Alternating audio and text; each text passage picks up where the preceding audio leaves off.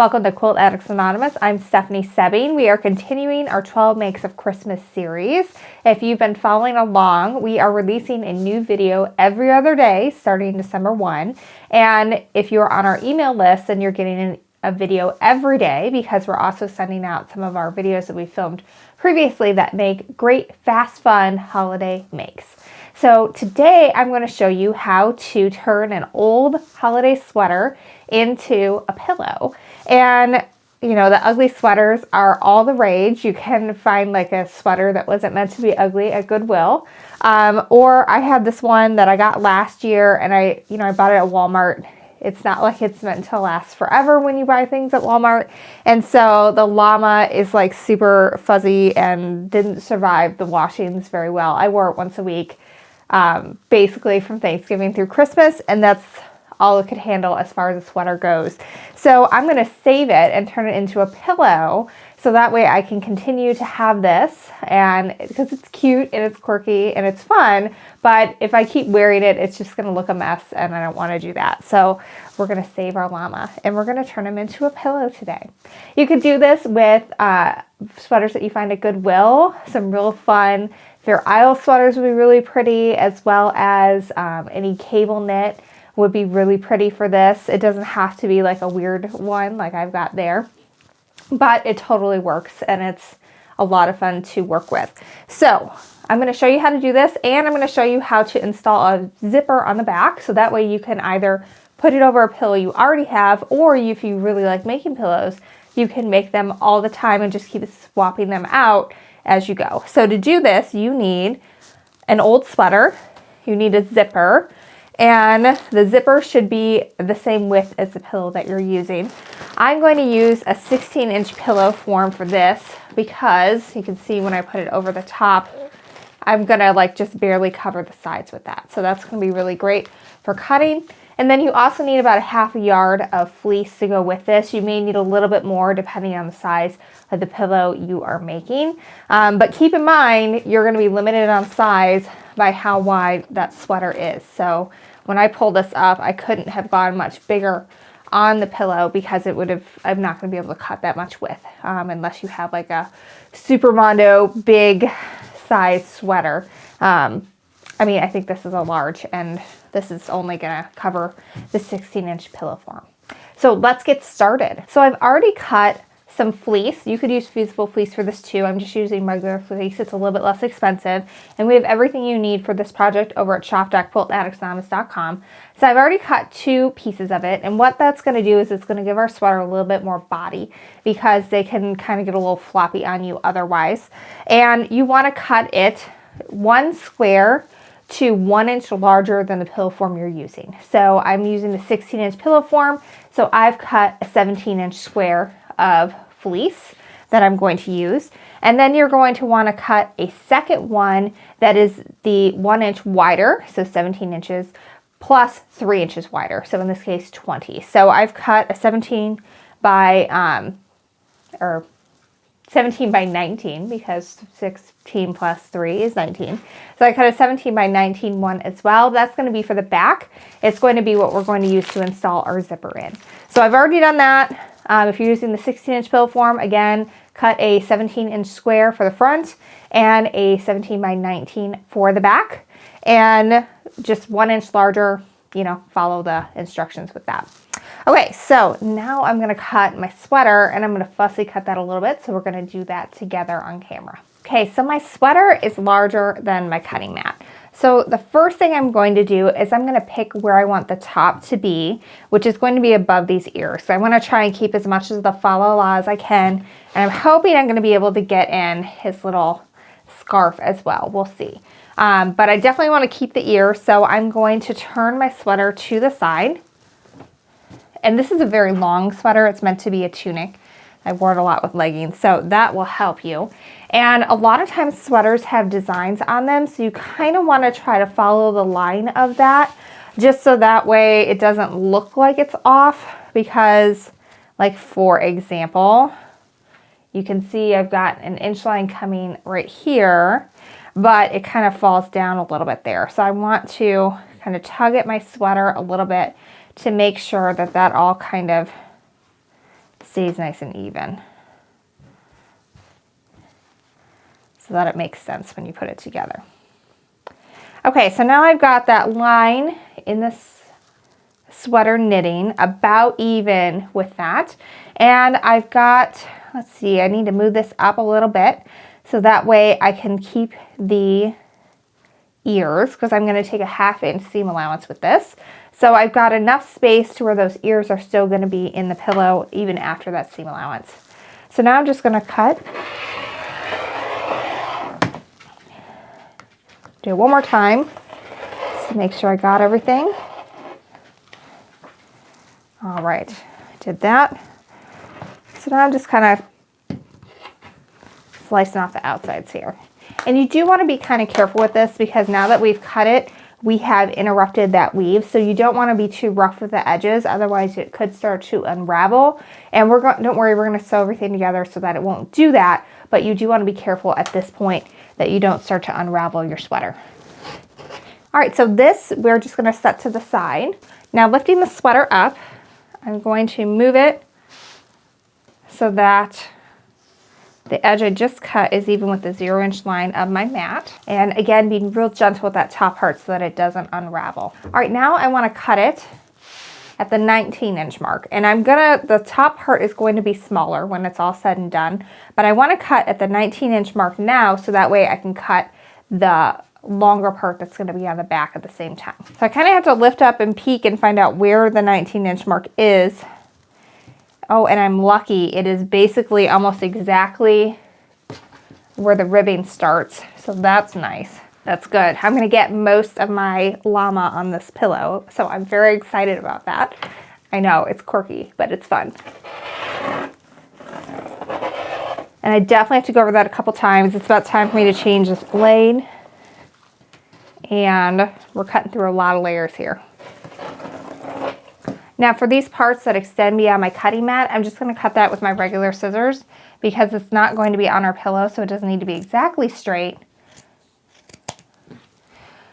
But we also want to get this out of the way so that way we can just start trimming our pillow down some more. All right, so we've got our length cut. Now comes the tricky part where we have to center the motif. So in this case, my llama. So I've got the llama pretty much center in the board. This is an 18 by 24 inch board. And so 9 is going straight up through the center of the llama. So since I have an 18 inches wide to cut here, what I'm going to do is I'm going to cut a 1/2 inch in on the board. So that's kind of hard to see. What you're going to do is I'm lining up my 1/2 inch mark of my ruler with the 17-inch mark on my board. And then I'm going to come all the way up to the top and make sure that it's in line up there as well. And it is. So 17 mark is in line with the 1/2 inch line of my ruler, which means that I'm going to cut exactly 1/2 inch away from the 18-inch mark on the ruler. So if we take 1/2 inch off each side, then we're going to have a 17-inch pillow to start with. So if you're making a different size, you may have to do some different figuring, but as long as you are 1/2 inch away from the edge, if you're using an 18 by 24 inch mat, it's going to be just fine. All right, I'm flipping that around, and I'm going to do the same thing on the other side, measuring so that I'm a 1/2 inch away from the edge. All right, so now we've cut this to 17 by 19 inches, which is the side we need for the back of the pillow when we're doing a 16-inch pillow. So I'm going to carefully lift up the top part, and then I'm going to take the back part and I'm going to set that to the side for right now. And now, laying the llama back down carefully, I'm using the mat to measure again. So I'm lining the top of it up with the 0-inch mark on the mat, and the edges nice and even. And now I'm going to trim this so that it's a 17-inch square, just like the 17-inch square I already cut from the fleece. So using my mat to measure, I'm lining it with 17 at the bottom and then also at the top. I'm going to slice through. All right, so I've got my pillow cut. My llama is nice and centered. I was able to keep the scarf, although I'm going to have to be careful when I'm doing this, because the scarf does hang down below the end of it, so I'm going to have to make sure that's tucked up when I am sewing things together. So now what I'm going to do is I'm going to sew this to my fleece, and I'm going to stitch around it first with a 1/4 inch stitch just to secure it, and then I'm going to use an overlocking stitch, and most machines have an overlocking stitch on them, even if it's a domestic sewing machine. So I'm going to show you what that looks like, and that is what will keep the edges from getting all fuzzy and having it unravel on you when you use it. So if you ever do have to wash this, it's okay. You're not going to have to hand wash it or anything. It'll hold up. All right, so first I'm going to lay my fleece out, and then I'm going to lay my sweater on top of it. And since this is a knit, it may, even though you cut it exactly to 17 inches square, it may end up being a little bit different size. So definitely you might have to do a little bit of fussing with this, and that's fine. It's no big deal. Don't worry about it. So what I'm going to do is first I'm going to pin all of my corners together.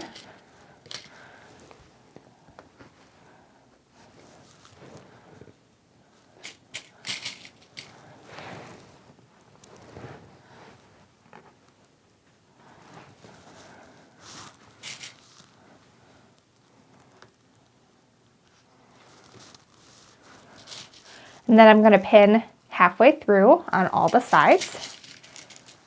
And this is just going to hold everything together as you're doing that stay stitch around the edge. So that way things don't get shifty on you and everything gets weird. If you were using fusible fleece, you could fuse it at this point. But I personally like the regular fleece because it's not as stiff. And so the pillow will have some nice body to it, but it won't be like crinkly and hard. It'll be nice and soft still. All right, so now I'm just pinning in between the middle and the corner on all sides, and then that's going to be plenty to hold everything together. All right, so that's all held together. Now I need to repeat that process with the sweater back. Now, one thing to note, if you knit, you'll understand this. If you don't, knitting has a right and a wrong side. So I'm going to zoom in a little bit so you can see what I mean here. You want to make sure that you are putting your fleece on the wrong side of your knitting. All right, so if you look at this here, you can see there are a lot of bumps. Those are called purl bumps. So if I flip this over, now you can see a lot of V's. And so if you see a V, that usually means it's the right side of the knitting. If you see a bump, it usually means it's the wrong side of the knitting. All right, so to start with, I'm just going to sew a 1/4 inch seam around all of this to hold everything together.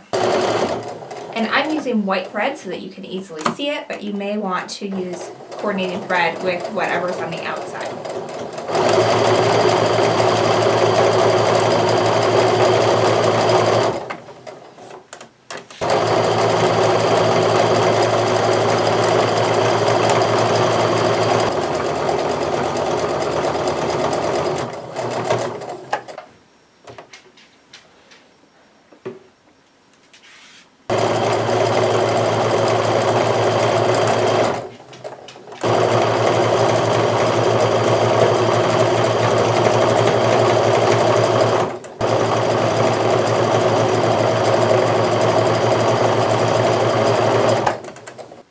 So I've got everything all sewn together. Now I'm going to overlock around the edges. Now most sewing machines will have some sort of an overlocking setting on them. If you don't have one, you can always just choose a zigzag setting as well. So consult your sewing machine manual to see what's available with your machine. So what that overlocking or the zigzag stitch does is it's going to sew and seal off the edges of your fabric. And that will help keep everything from fraying. You may have to advance it yourself a little bit like I just did in order to get those feed dogs to catch. But you're just going to go around everything one more time using that overlock or your zigzag stitch. So you can see this overlocking stitch. It has just sort of stitched over the edges. Ideally you want your stitch to come all the way over the edge, which it did in this one. And that just helps secure everything and keep it from unraveling as you use the pillow, or if you ever have to take it off and wash it. That's a really good thing to do, so that way all your hard work doesn't unravel if you ever have to wash this thing. Now it's time to install the zipper, and I know that zippers can be very scary, but this is the easiest way I've ever found to install a zipper, especially on a pillow. So I'm going to show you how to do it next. So the reason why we left a little bit of extra space is because we're going to use it now to install that zipper. And then there'll be some seam allowance in there. So I'm just laying my ruler out, and I'm going to pull this up so that the bottom edge of my sweater is even with the 3-inch mark on my ruler. I'm going to go ahead and pull that out, and I'm just going to put a pin in here to hold that in place on either corner. You could press this, but this is not really material that's going to hold a press, so I wouldn't worry too much about that. I would just get it in line here and pinned in place. I put my machine back onto a straight stitch, and you'll notice your machine has all these markings on it that will tell you where your seam allowance is, and I'm going to use the 1-inch mark to line everything up with. So I've got my needle in the center position, and now when I move this over, this part right here is going to be even with the 1-inch marking on my sewing machine, and that will help me sew an accurate 1-inch seam all the way down. Now I am going to reinforce this seam by sewing backwards and forwards at the beginning and end of the stitch, and that will help keep that from coming apart over time. Alright, so I've sewn about 1 inch or so in on a regular stitch here. And now I'm going to reinforce those stitches and sew backwards and forwards. Now I'm going to increase my stitch length to the largest stitch length possible. For me, that's a 5.0.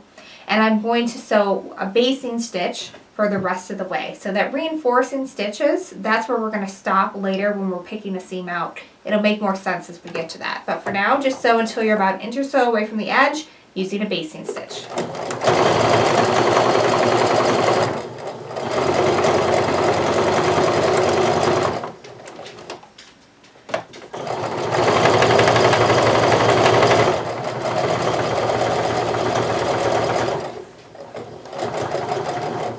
Alright, so I'm getting pretty close to the end, so I'm going to return my stitch length back down to what it's standardly set at, which is 2.5. I'm going to reinforce those stitches by sewing 3 forward and 3 back, and then to the edge.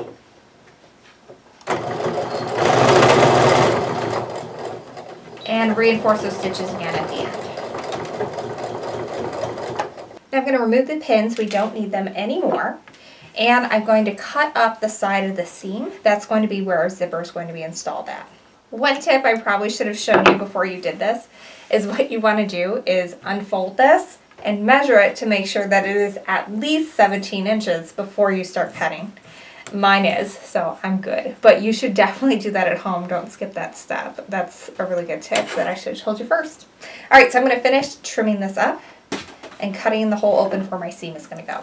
So now you should have something that when you press it open, it looks a little something like this. And I need to do something to secure this so that it's not a hot mess when I'm trying to sew it.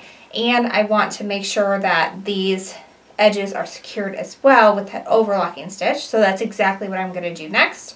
I am going to pin this a little bit and then do each one separately just to kind of help keep everything in line as I go. So I'm just putting little pins in every 4 inches or so. And first I'm going to do one side of the seam that I just cut open and then the other. If you were doing this with a regular pillow that was not a sweater originally, it would not be so challenging to get it pressed apart. You could just hit it with an iron, it would go, but this isn't going to keep the fold if we do that. So that's why I've got to pin it first.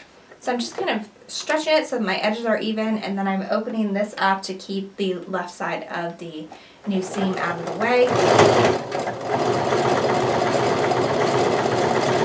And the fleece is not going to unravel on you, just the sweater could. So that's the edge that you want to make sure you're catching with the overlocking.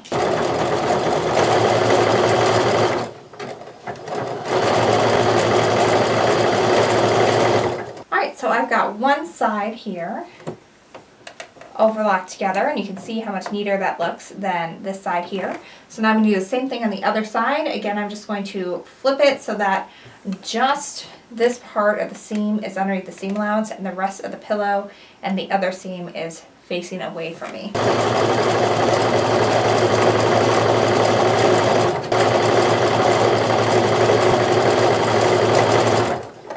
Alright, so I've now stitched down both seams to overlock that, and they are holding in place a lot better now. If you wanted, you could try and give this a little press, but I'm actually having really good luck just getting it nice and flat just by pushing it a little bit like this.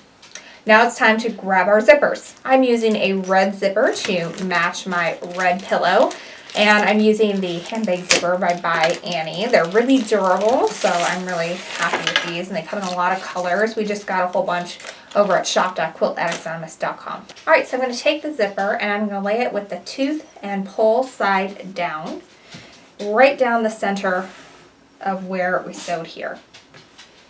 And what I'm going to do is I'm going to get my zipper foot out and we're going to sew right along the edge of that. You don't really need to pin, you can kind of just guide it and keep it in line with your seam and make sure the teeth are sort of right on top of that seam as you go. But if you want, you can certainly pin that in place. If you've never used a zipper foot before, this is what they look like. They usually come standard with most sewing machines, and they have these little guides on the bottom that sit right on top of the teeth when you're installing them. So it kind of locks in place just like that, and it will slide right along the edge of the zipper teeth. Really handy. You can install them either on the left or the right side, depending on what end you're working on and how easy it is to fit with the zipper that you're working with. Alright, so my zipper pull is longer than my pillow. So I'm actually going to start, and this will be a lot easier to start it with that zipper hanging off the top a little bit. That way I won't have to worry about the zipper pull like being in the way and making it challenging when I'm getting this started. So I'm just lining it up so that the zipper teeth are right on top of that seam. So I'm going to reinforce those stitches, sewing 3 forward and 3 back. Then as I go, I just kind of line it up and make sure those teeth are right on top of that seam as I'm going.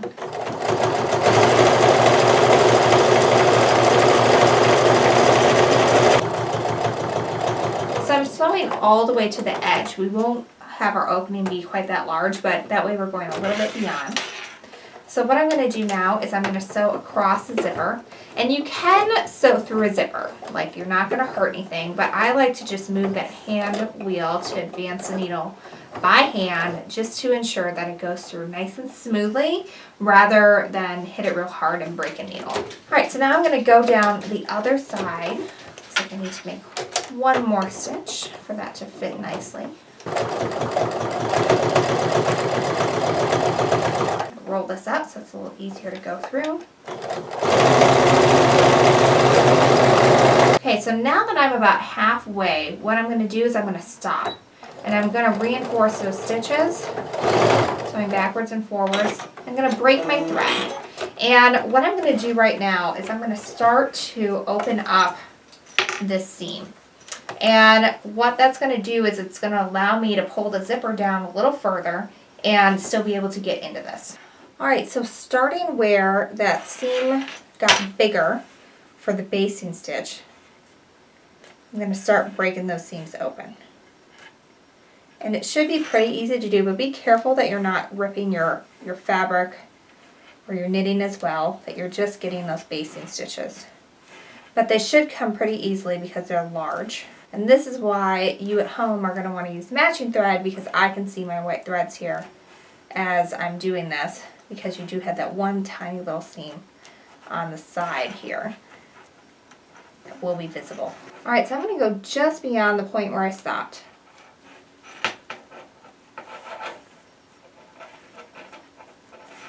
And now I'm going to start to unzip this. And the reason why I stopped halfway is because I want to be able to sneak this zipper through where that opening is. So I may need to come out a little bit more so I can grab a hold of that zipper pull and pull it back the rest of the way. There we go. So I can take the zipper and unzip it. This is going to do two things. One, it's going to leave a hole for turning for us, which is nice. And 2, we don't have to worry about trying to sew around that zipper pull because it's already way down here and we're going to be sewing way up here. So now I'm getting everything in line right where I stopped. I'm going to start those stitches by sewing forward and back a little bit to reinforce them. And then just keeping the teeth of the zipper as close to the rest of it as possible. And if you want, there is a little bit at the end where those seams are going to kind of line up. You can kind of pin that together a little bit so that you have an easier way to kind of keep them together as you're sewing. Alright, so I've gotten to the edge of my pillow. So now I'm going to do the same thing where I'm going to sew over those lines, the zipper teeth. And then we're back to where we started, so I'm just going to sew forward a little bit and back a little bit to reinforce those stitches. Now before I do anything else, I want to test and make sure that I haven't sewn over that zipper and it'll still work. So I'm just going to close it as far as I can. I still haven't picked out these basting stitches yet, and they do work just fine, so that's good. So I'm going to grab my seam ripper again and finish ripping out the basting stitches, and then our zipper is done and we're ready to sew this together and have a fabulous pillow. Alright, so just pick out all those extra little threads so no one ever knows that you had a basting stitch in there. And then we're ready to trim off our sides so we can get our zippers trimmed even with the edge of our pillow. And you can just use regular scissors to cut these off. And then we're ready to sew everything together. Alright, so I'm going to close my zipper because I need to measure this now and make sure that it is 17 inches from top to bottom so that it fits nicely with my top piece. Alright, so when I line the top of my piece up with the 0-inch line, I can see that we are past 17 inches by about half an inch or so, which is going to make a problem when you go to sew it together. So I have 2 options. I can either take a ½ inch off the top or the bottom. I kind of like where the zipper is falling on the bottom, and I don't like it when it gets super close to the end because it gets really bulky. So I'm going to take it off the top in this case. So I'm going to flip it around, and now I'm going to line the bottom up with that 0-inch mark. And then taking my ruler, lining up with 17 at the top and bottom of the mat, I'm going to take my rotary cutter and slice it up. So now I have to repeat my earlier step of doing a stay stitch across the top and doing overlocking, and then we're ready to sew this together and be done.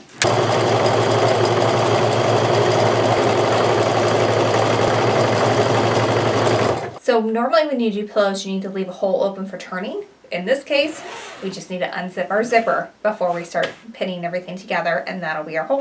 Alright, so making sure that my zipper is on the bottom, I'm going to lay everything right sides together so that the sweater portions are facing each other. And I'm going to start pinning the corners first, and then pinning the sides just like when we were sewing the fleece together to give it a little bit of body.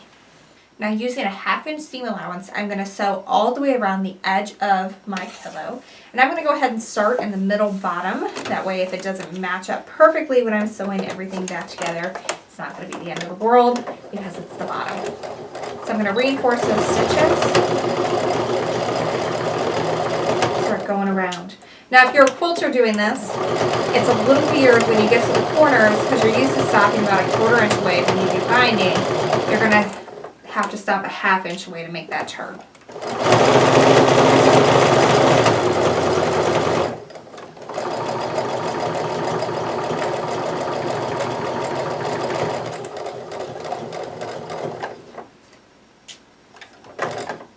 Now it is pretty thick at this point, so if you wanted to use a walking foot, you could do that.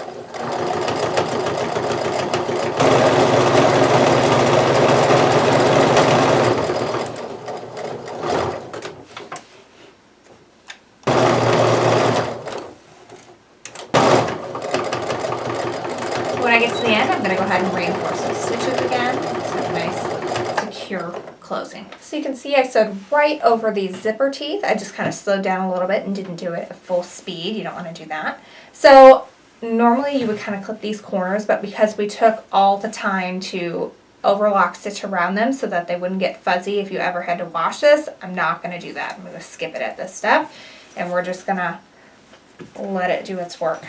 So here's the fun part, where you get to turn it over. You kind of just take your fingers and poke those corners out. It actually helps kind of fill it in already. which is nice.